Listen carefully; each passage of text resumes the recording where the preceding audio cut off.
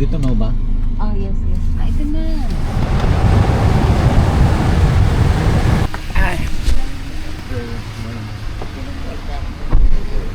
Dagat din yan ng sir.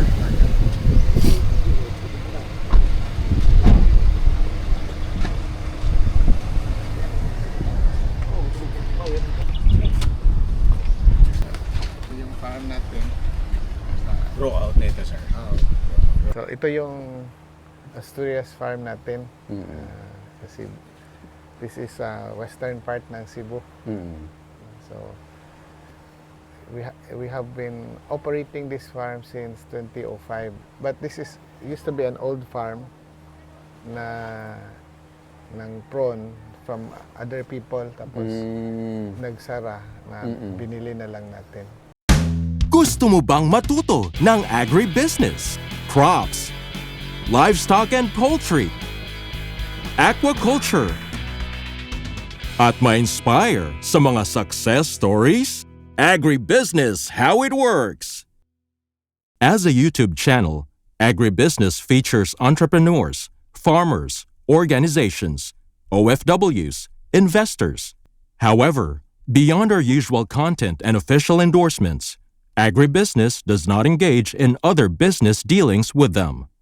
While our viewers and featured individuals and entities may choose to pursue business deals with each other on their own, we encourage them to be cautious in doing so.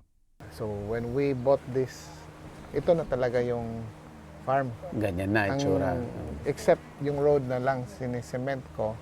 At saka nagyan ko ng PE liner yung ponds. At saka yung konting tweak adjustment sa water system. Kasi yung previous design medyo alanganin sa tubig kasi ginamit nila yung pipes. Tapos maliit masyado yung mga pipes. So instead of PE pipes, I replace with concrete na lang na water canals para mas maraming tubig. Yeah. So dati po nung old na farm, wala pa yung lining. Wala pa kasi Traditional. sa Black Tiger walang liner. Only earthen parts. So, we started growing baname dito mga 2012 siguro, or I don't know, more than that area. Sa Banime, sir, talagang dapat naka-liner talaga. Di naman kailangan, but ang isang advantage ng liner, yung hipon maitim. Yung market hinahanap yung maitim kasi kung maputi yung hipon mo, medyo lower ng 10 to 15 pesos or even 20 pesos yung presyo. Yeah, kasi yung maputi, linuluto mo, yung maputla ba?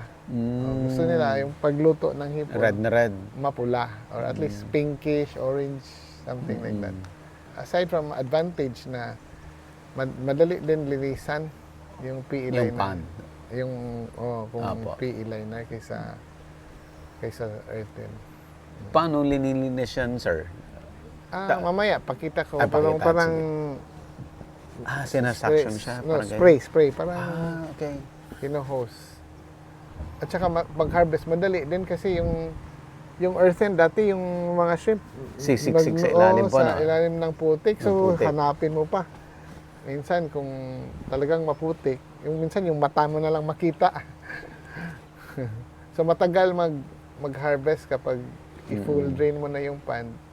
Tsaka yung quality ng hipon kapag maputik, yung mga putik, yung sa naiwan, yung pinipiking na lang, nagbablock gills sa gills. So, another issue naman yan sa presyo ulit.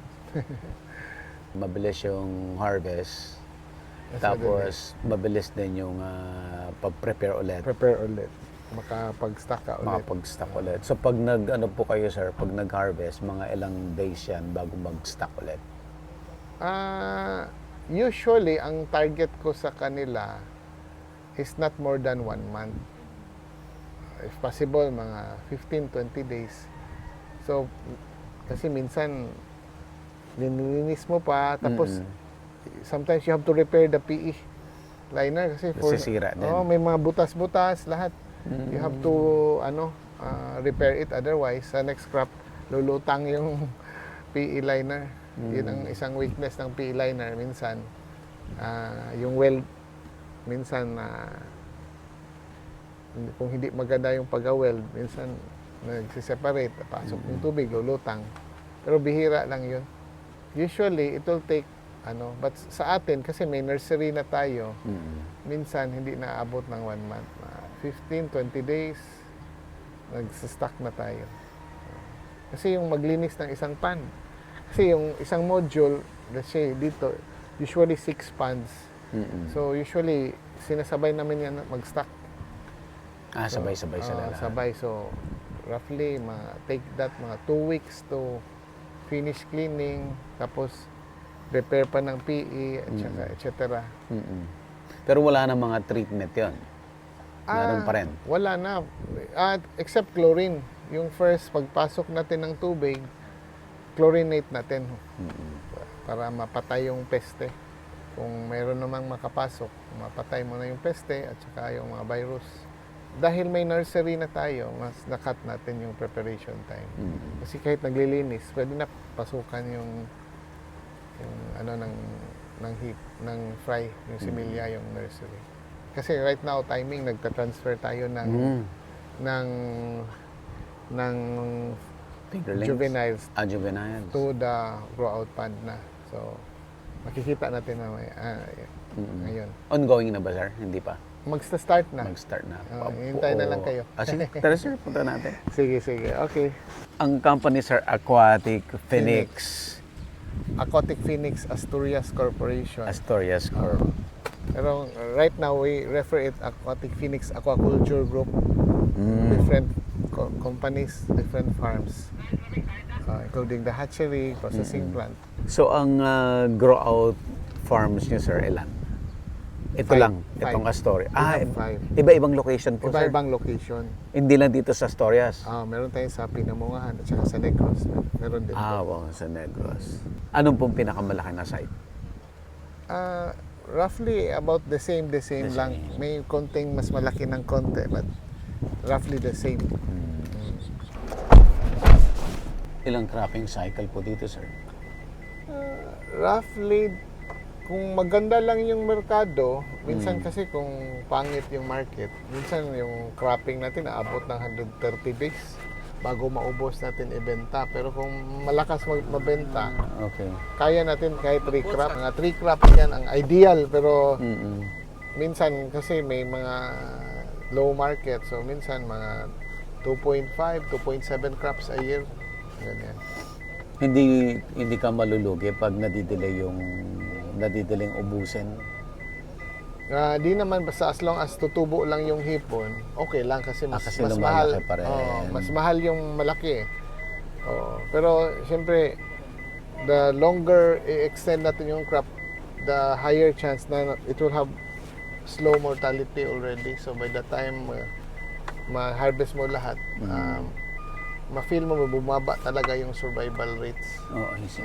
Pero na-compensate lang kasi mas mahal yung malalaki. Pero in terms of survival, the longer makikita mo talaga na siyempre instead of 90%, minsan 95%, aabot na lang ng 70, 80% kung ma-extend mo ng matagal.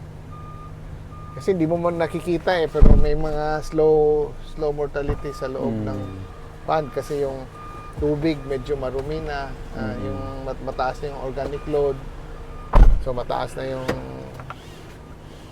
mga toxic gases like hydrogen sulfide, ganyan.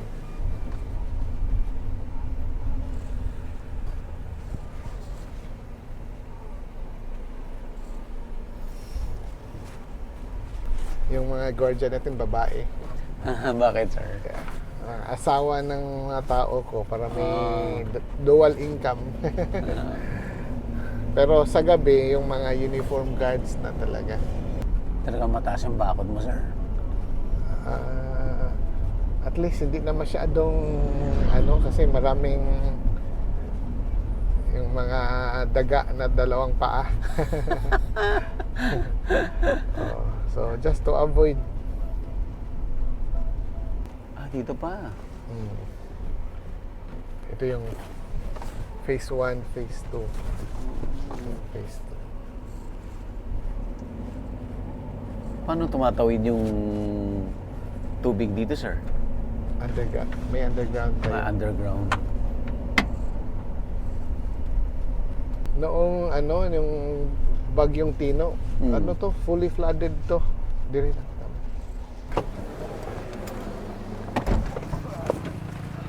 Grabe yung putik. Ito, kakatapos lang namin nag-remove. Ganito kakapal yung putik. For the first time in, since never, nabaha. Yung Tino. Yung bagyong Tino, di ba, grabe yung pinsala sa Cebu. Kasi Paano yun? Lahat ng stock namatay lahat? Nakalabas. Yung mga kapitbahay natin, lahat, nagbebenta 100 pesos lang dyan sa, 100 pesos lang. Biglang Tapos nagkaroon, dumaan sir. ako, hindi nila ako nakilala. Sir, Oo. sir, hipon, 100 pesos lang. Sabi ko, so, ito, lahat, ito kakastock lang last month. So, or I think January. Oo. So, bata pa to. So, ito yung nursery natin, sir. Ito yung shrimp pump natin. Instead of yung usual is hinuhuli tapos mano-mano dala. Ito, sinasak lang ng pump natin. Pwede to isda, pwede din hipon. Mabilis to, sir. Mabilis lang. At saka less stress sa shrimp. Kasi hindi shrimp. siya nawawala sa tubig. Dito, sir. So, ang ginagawa natin ngayon, sir, ay Transfer from nursery, tina-transfer natin sa sa grow out sa na. grow out. Sir, ba't ganon? Ba't kailangan i-transfer pa? Ito kasi nursery to. Kasi yung explain ko earlier, minsan matagal maglinis. So, stock natin muna dito para Dito na mag-save muna. tayo ng time. Oo, para lumalaki na siya. Lumalaki na siya. Para pag-transfer dito, nakasave kayo ng 20 days sa I culture see. period sa loob ng grow out. So, you can do more crops. Rather than diretso lahat sila sa grow out. Diretso. Kasi matagal to linisin tapos repair pa lahat-lahat. Kumusta yung gano'n? Hindi nagkakaroon ng mortality pag lipat-lipat? Wala naman. Kung meron naman, konti lang. Kasi hindi nakalabas sa tubig yung hipon natin eh. Ito, matagal na kami gumagamit ng shrimp pump. Parang first time kong ma-encounter itong shrimp pump. Galing Europe pa yan. Galing.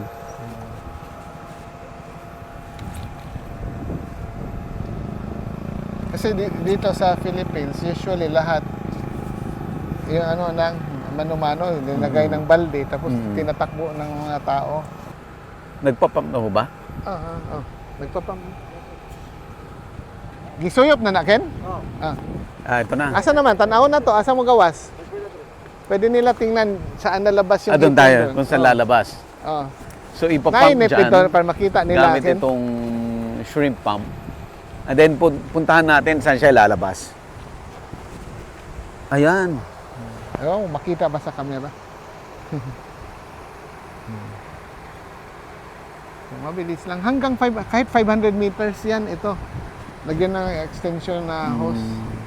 So, kahit doon, hanggang doon, i-transfer, walang problema. Kaya hindi na stress yung shrimp. May lumalabas na ba ngayon? Sir, meron po. Ewan ko, makita ba ng camera? Pero shrimp na yan.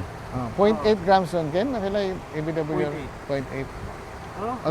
Almost 1 gram.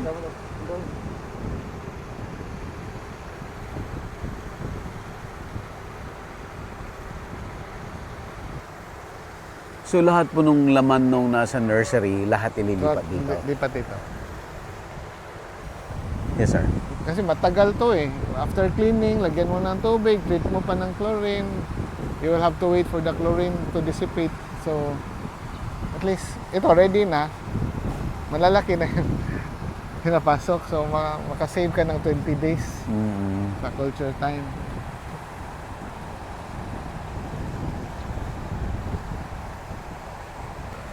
Yung pong nanggaling sa nursery kasi 20 plus days na siya.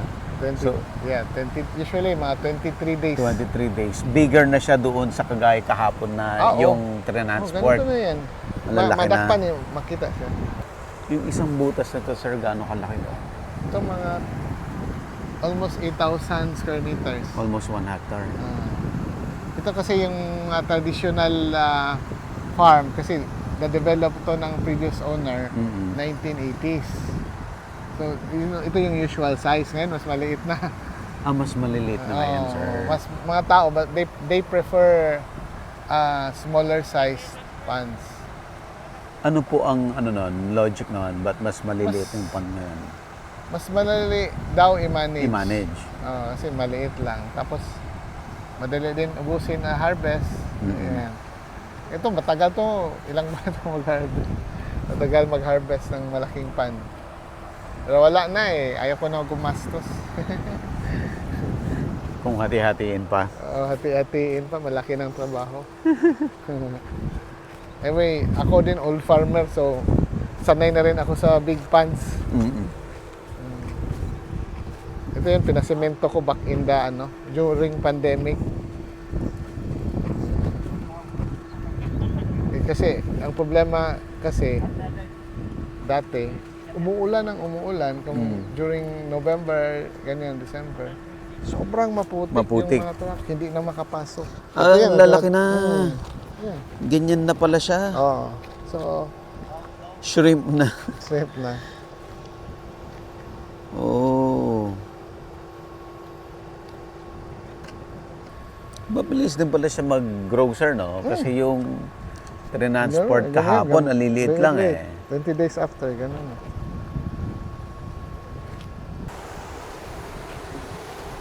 Marami pa kayo i-develop o fully developed na lahat. Ito dito, wala na.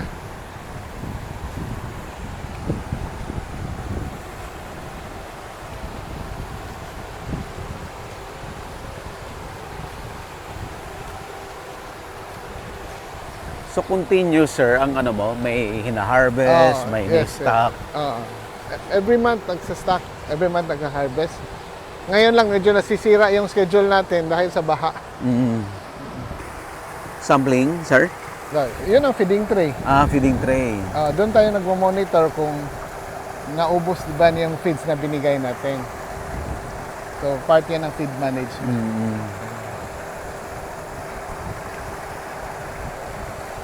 Ilang months itong 1 month siguro?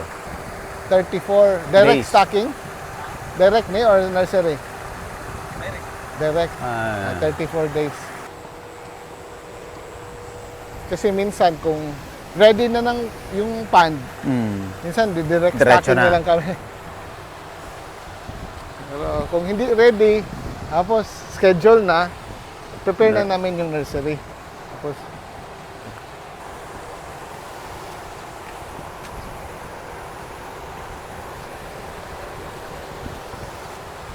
Yung paddle wheel, the same dati doon sa Monodon? Yes, Magkaiba, the same. sir? The same? the same.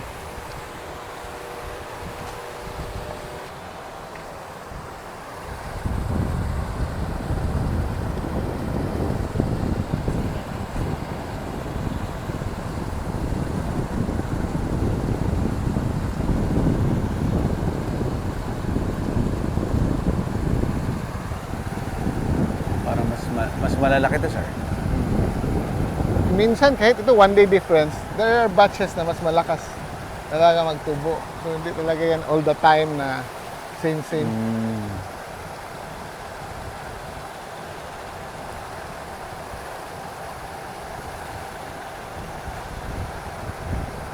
So next feeding is 11 pa. 11 o'clock. So Ilang feedings, sir? 3 times? 5. 5 times?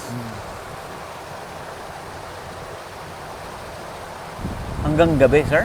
Ha? May feeding hanggang gabi? Mm. Last feeding is 11 Ng gabi? ng gabi. Ito yung waste part sa waste treatment natin. Okay. Di natin i-drain yung mga dumi ng hipon to the Opo. sea. Oo. Ilagay lang natin dito. May toilet yan eh. Mamaya, ipakita ko yung... May toilet kasi yung motion ng paddle wheel pag pabilog. So, lahat ng dumi Nasa gitna? nasa gitna. May toilet yan. Doon natin ipapump yung dumi dito pupunta sa... rito. sa... waste. Tapos, sir, anong gagawin dito? Ha? Diyan lang siya? Meron pa akong ibang pan. Yung malinis na, ipump ko to another pan. Yung malinis na, wala na yun. Lagyan ko na ng tilapia. Ganyan-ganyan na lang. Oh. So basically, wala talaga tayong dumi pinalabas. Kasi importante din as farmers, dapat i-protect natin yung environment kasi babalik yan sa atin. If we pollute the sea, tayo din maapektuhan, 'di ba? Mapasukan tayo ng sakit kasi marumi na yun ang problema ng Vietnam at saka Thailand. Kung anong mistake nila, hindi na natin inulit. Kasi sila dati, lahat ng dumi, pinapump out na. Lahat patungo sa dagat. Doon na-develop yung mga bacteria. Tapos doon mo rin kukunin yung water pabalik. Oo. Parang, di ba? Parang iniinom mo yung tubig sa Poso Negro, parang ganun. Advantage sila na nauna sila. Yun ang advantage nila nauna sila. Yung mistakes nila. So gaano katagal magstay dito, sir, yung water bago siya ma-clean ma-transfer siya? ulit. Ay, nagsisettle naman tapos may bacteria, nigyan na namin ng probiotics. So slowly yan na-degrade. Tapos ipapump natin sa ibang pan doon na sila. So magkita mo malinis na, nabubuhay na yung isda eh.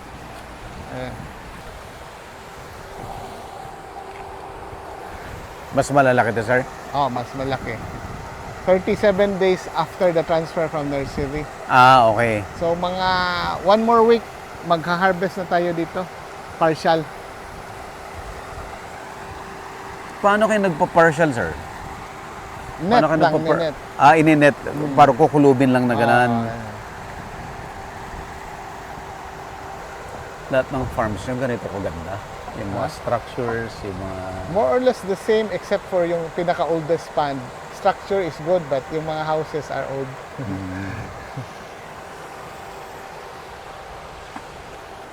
So ito, nursery din yan.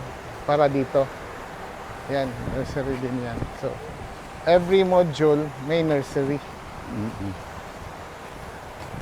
Tapos yung hatchery, sir, yung production sa hatchery, 60% para sa sarili nyong farm. 40% lang yung clients. Yeah, more or less. Around that.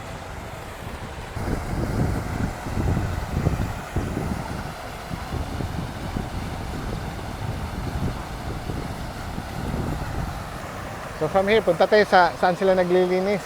Sige, sir. So, sir, lahat ng grow out mo sa lahat ng iba-ibang locations, including doon sa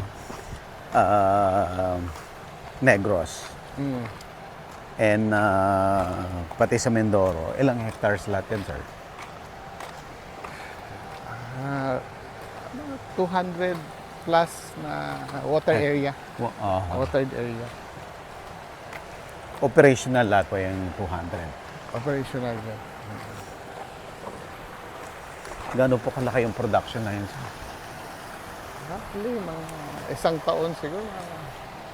6,000 siguro. Depende yan kung sisurtein. 6,000 Tons. Yung ganong figure, sir, kayang i-dispose sa lahat yun? Nadi-dispose sa lahat yun? Ma-dispose naman yan basta may presyo. Gusto mo i-dispose ng madali, babaan mo lang yung presyo. Sabi ko, June to October, wala kayong choice. Benta, minsan lugi. So, nung wala pa yung planta, ganun talaga. Ganun Magbabagsak talaga. talaga ng presyo. Bagsakan talaga. Minsan, aabot na lang yan sa farm gate, 130 na lang, mga 180 pesos, 1 kilo. Ganyan na lang. Lugi na po yan. Logi. Yun yung sinasabi nyo kahapon na dito sa Pilipinas, hindi naman talaga kulang ang production. Wala. Hindi lang talaga mag-match Timing, match. Yes, yung correct. tamang presyo That's the right word, match. sa tamang Tamang presyo, panahon. sa tamang production. Oo. So talaga, kung tutuusin, wala talagang necessity to import. Basta i-store mo lang yung hipon kapag marami. Mm-mm. Tapos ipalabas mo kapag ano na, Malaki na demand. kulang na yung hipon. Mm-mm.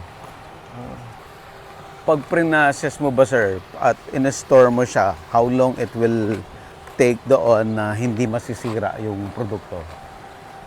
Kung wala ng ulo, mas store mo na Oh. matagal kahit 2 taon. Oh, I see. Pero siyempre, ayaw mo ng 2 years kasi yung capital mo matutulog Mataas dyan. din.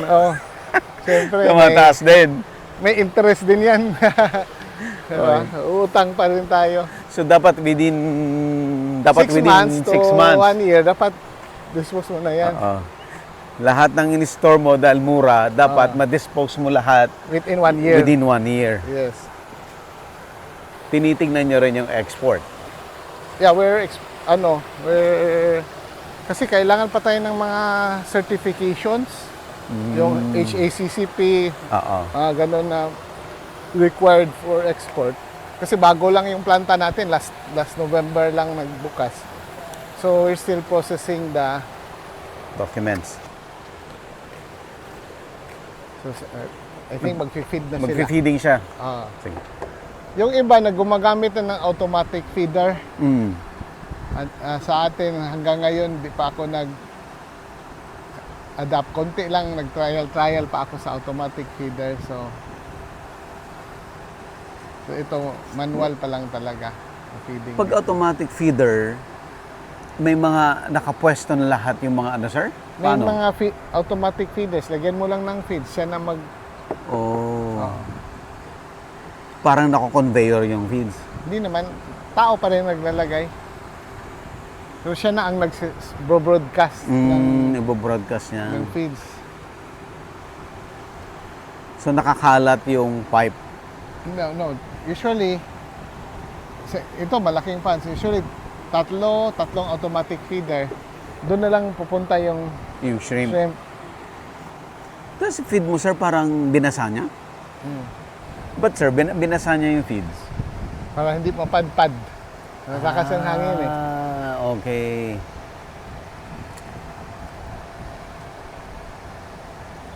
Kasi mahirap magsabog kapag matuyo. Tapos malakas yung hangin. Lilipad lang. Lilipad siya. Ano yung mga daily na activity nila dito? Feeding. Tapos monitoring ng feeds. At saka, basically, yun lang. Kasi yung maintenance iba eh. Yung tagapag-alaga, nag-feed lang talaga. Yun lang talaga. At saka, minsan bumaba sila, tine-check yung pan bottom. Kung okay ba, hindi ba marumi, wala bang mga mortalities. Usually, in the early morning, check nila yung pan kung wala bang mortalities. Kasi kung may mortality, yun, ipacheck na kaagad sa lab. Baka may sakit. Baka may sakit. Anong cause ng mortality? Anong cause? Kasi kung di mo chine-check, hindi mo alam kung marami na parang patay. Hindi siya lumulutang kapag namamatay, unlike sa isda, di ba? Kung may mortality, lulutang makikita mo siya, kasi makikita dito, mo. sir, hindi. Yung Ilalim. Nasa ilalim. Hindi mo makita talaga. There are times talaga na kung negligent yung tao, talagang pag-harvest, konti na lang talaga yung laman. Hindi nila alam na everyday may patay na. Kaganda ng naka-liner, sir. Wala talagang tutubong damo, no? Minsan tutubo pa rin, pero Meron pa rin. sinemento ko eh. Oo. Ito, minsan kung walang liner, Mm-mm. tutubo yung so sinement ko na rin para walang grass. Balik.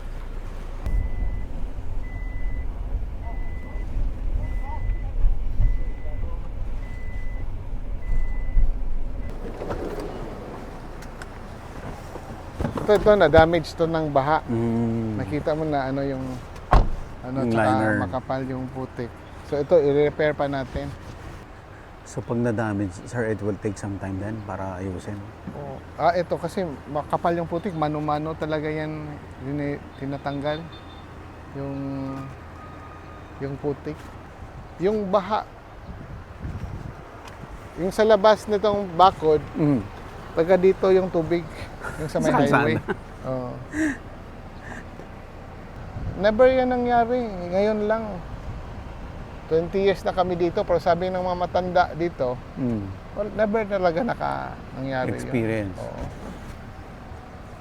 Actually, ito lahat, ito lang na nalinisan na natin yung ibang na-stockan na natin. Pero ito, kasi isang buwan, 2 lang matapos natin eh. Kasi, imagine ilang tulinada yan na putik.